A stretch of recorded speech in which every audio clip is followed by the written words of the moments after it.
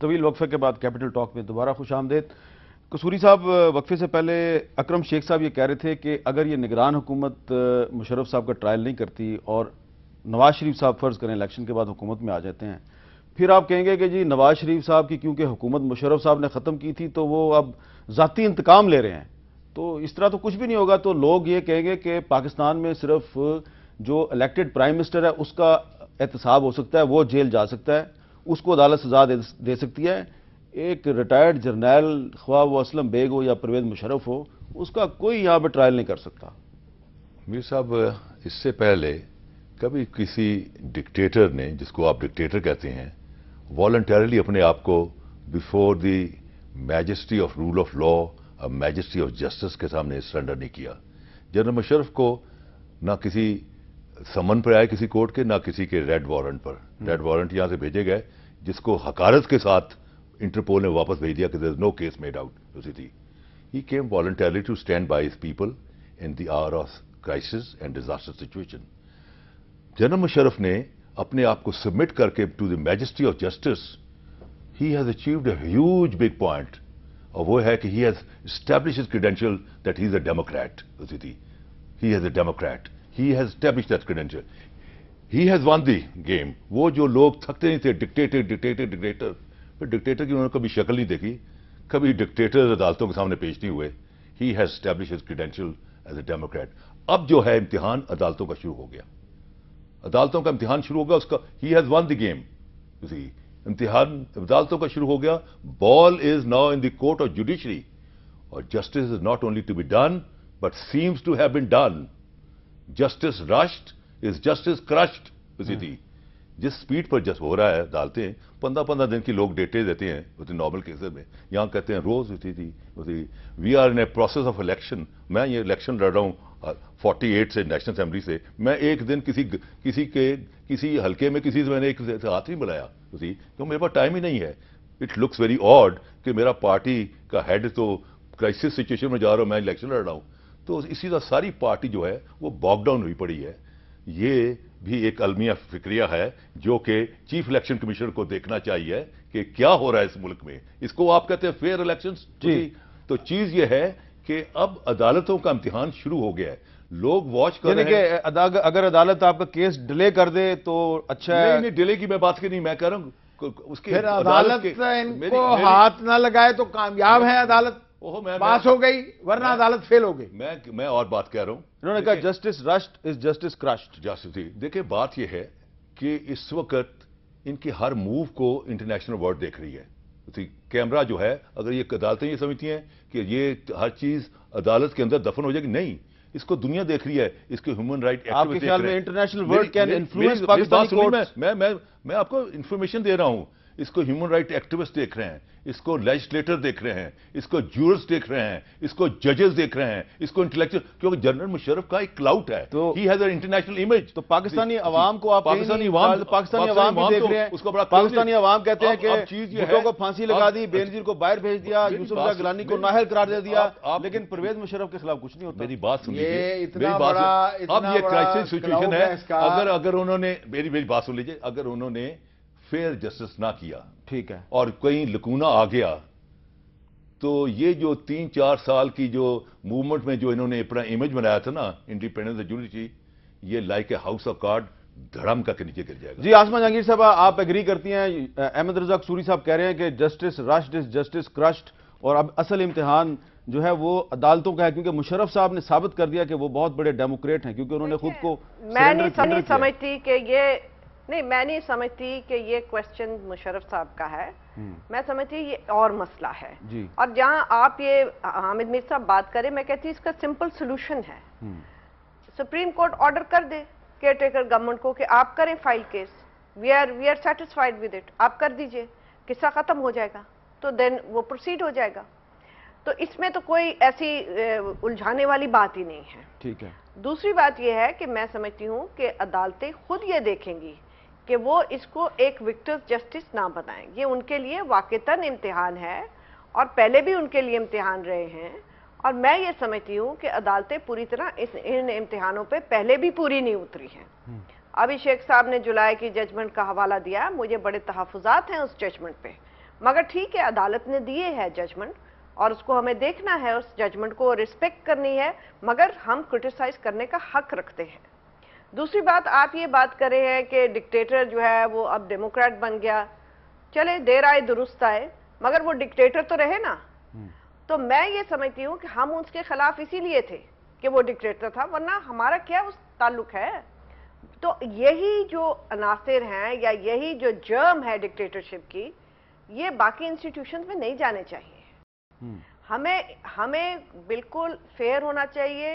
اور آپ یہ یاد رکھیں کہ جو قوم تماش بینوں کی قوم بنتی ہے اس کا کچھ نہیں بنتا.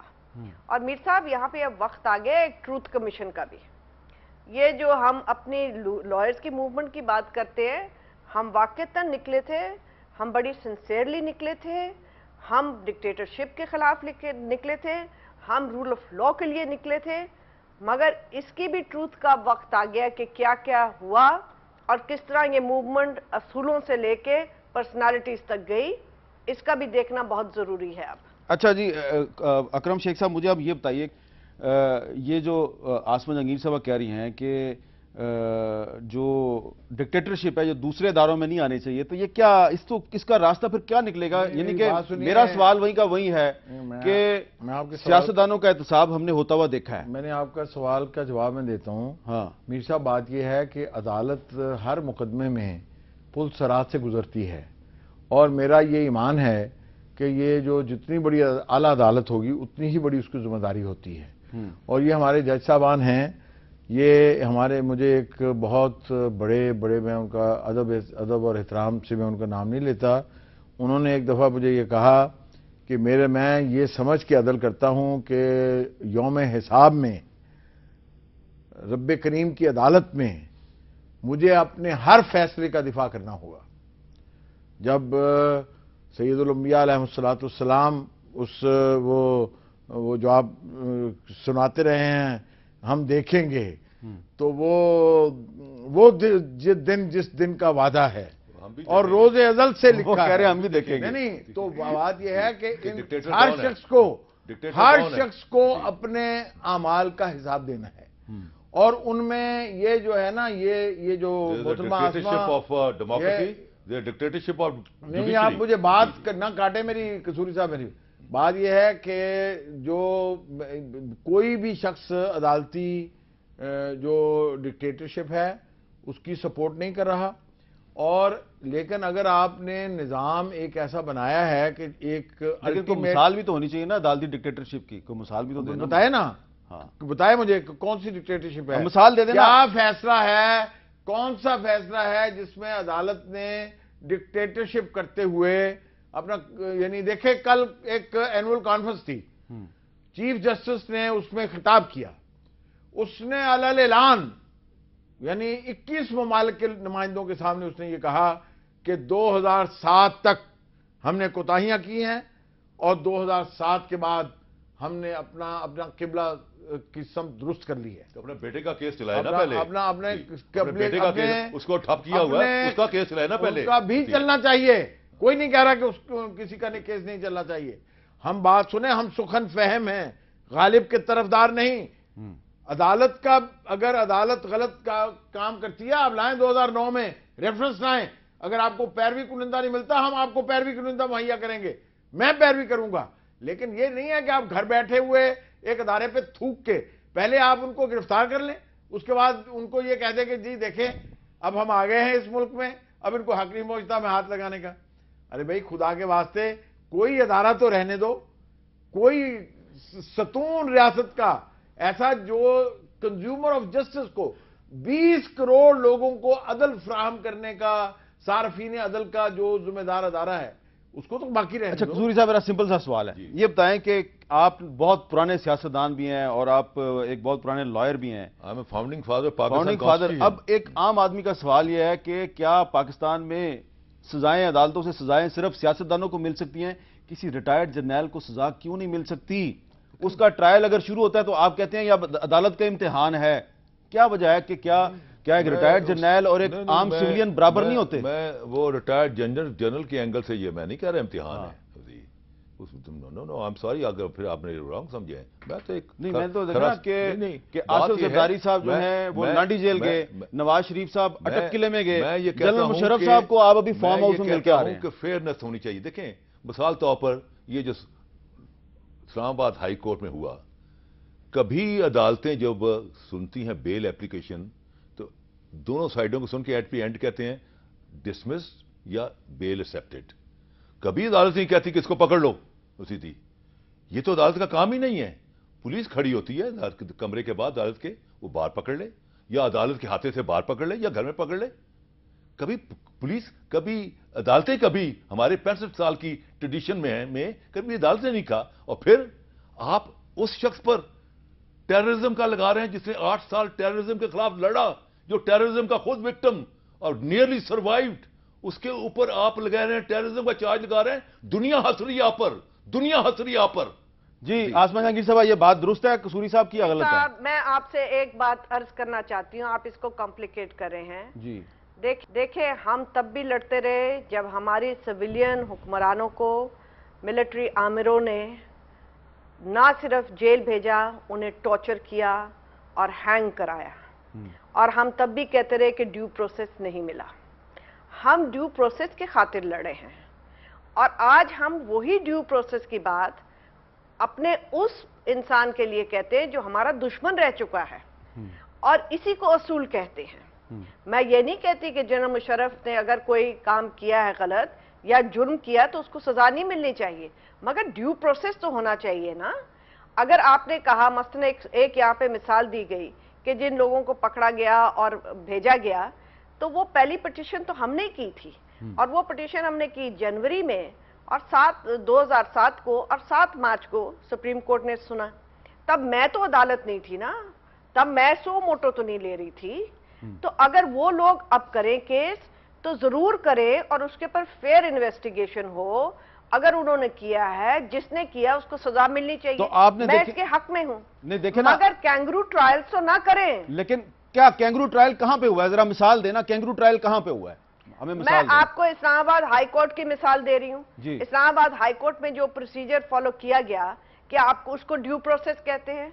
अगर वो ड्यू प्रोसेस है तो माजरत के साथ फिर मैं नहीं समझ पाई कि ड्यू प्रोसेस क्या है। आप जरा मुझे बताइए, क्या उसमें ड्यू प्रोसेस की कहां खिलाफवर्जी है?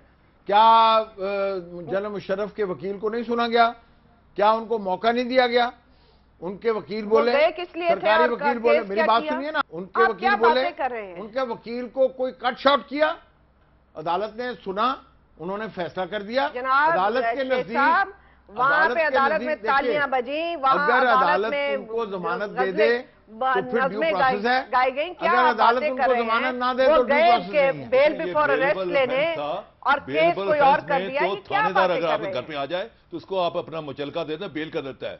आप बेल 65 साल की तारीख में मैंने कोई केस नहीं देखा हाई कोर्ट ने बेलेबल ऑफेंस में बेल रिजेक्ट की हुई है। इससे ज्यादा बायस क्यों? क्योंकि इसका भाई जो कैप्टन था वो उसको कोर्ट मार्शल हुआ, उसी इसका भाई जो था, ये जमात इस्लामी का बंदा ये इलेक्शन लड़ा उसी, और ये इसको ये कह ये तो अब जेल में मैं नहीं बैठ पाऊंगा। वी शुड नॉट, ये हमारा कोड ऑफ कॉन्डक्ट है। We can not scandalise the honourable जजेस ऑफ द सुपीरियर कोर्ट्स। बिल्कुल सही बात। अगर इन्होंने करना है तो ये फिर मुझे आप इजाजत दे दीजिए। मैं आपसे इत्तेफाक करता हूं, ये करें, ये देखिए, ये करें, क्योंकि कसूरी साहब का अपना एक ज़ाब्ता अखलाक है। मेरा जो ज़ाब्ता अखलाक है वो है जो बार काउंसिलों का है, जो सुप्रीम कोर्ट का है, जो सीनियर एडवोकेट्स का है, जो खुद कसूरी साहब भी हैं। और वो ये है कि we can not in terms of article 207(4), जिसके ये खुद वो कहते हैं मैं फाउंडिंग फादर हूं, उसमें लिखा हुआ है यू विल नॉट स्कैंडलाइज ए जज of a court, but superior court. जो सच है एंड फेयर, तो फिर आप जाए ना 209 में, 209 में आए, उसके खिलाफ जाके चार्ज करें। ये नहीं है कि आप हामिद मीर के प्रोग्राम में आप ये कहें जी फलां जज ने ये किया है वो किया। नहीं देखिए ना कसूरी साहब, ये तो जाती है ना, ये तो आप खुद भी सीनियर वकील हैं। अब आप अगर आप कंटेम्प्ट ऑफ कोर्ट करेंगे, जजों को स्कैंडलाइज करेंगे तो ये तो आप, मैं एक सच बोल रहा हूं। क्या हकायक की बात सच ये है कि हकायक ये है परवेज मुशर्रफ साहब ने 3 नवंबर 2007 को आइन तोड़ा, आप उनको सपोर्ट कर रहे हैं। हकीकत ये है that every judge is a judge in his own bias. With this background जो मैंने बताई है, मैं जो जिसको क्यों हाईलाइट कर, he should have stayed away. अगर चीफ जस्टिस जो है उसने वो बेंच से अपने आप को रिक्यूज किया, ही शुड हैव फॉलोड। इसका मतलब है जस्टिस इफ्तिखार चौधरी साहब जो हैं वो एक ईमानदार आदमी हैं और अदलिया के लिए रोशन और अच्छी मिसालें कायम की हैं उन्होंने। ये आपने at least he was graceful, at least he was graceful.